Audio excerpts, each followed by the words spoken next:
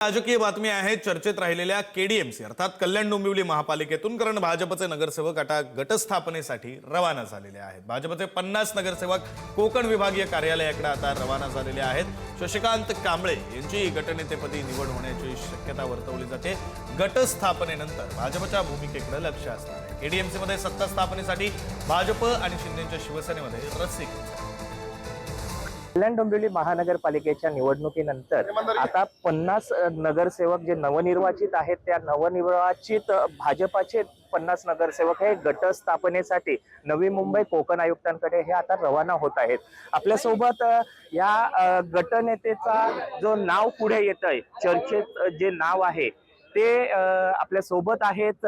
कांबळे साहेब, आपलं नाव हे आता घोषित झालेलं आहे, काय सांगाल? कशा पद्धतीने? सुरुवातीलाच आमचे नेते आदरणीय रवींद्र चव्हाण साहेब, नंदूजी परब, नाना सूर्यवंशी, भारतीय जनता पार्टीचे सगळे वरिष्ठ नेते मंडळी यांचं मी मनापासून आभार मानेन की ज्यांनी माझ्यासारख्या कार्यकर्त्यावरती गटनेते पदाची जबाबदारी दिली। आणि नक्कीच महानगरपालिकेत जुने सहकारी, जुने नगरसेवक सगळे आहेत किंवा मलाही गेले अनेक वर्ष सामाजिक प्रशासकीय क्षेत्रातला अनुभव असल्यामुळे महानगरपालिकेत गटनेत्याचं काम चांगल्या प्रकारे करेल।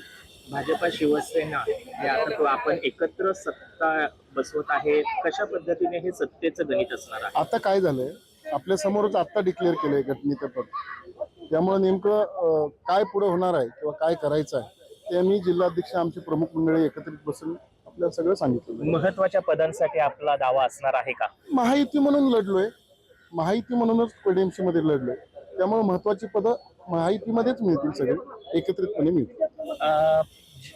जे उबाटा गटाचे 4 नगरसेवक हे आजही गायब आहेत, ते कुठे आहेत कोणालाही पत्ता नाहीये, तर काय वाटतं ह्या 4 नगरसेवकांबद्दल? तो त्यांचा अंतर्गत विषय, त्या विषयावर मला काय बोलायचं नाही।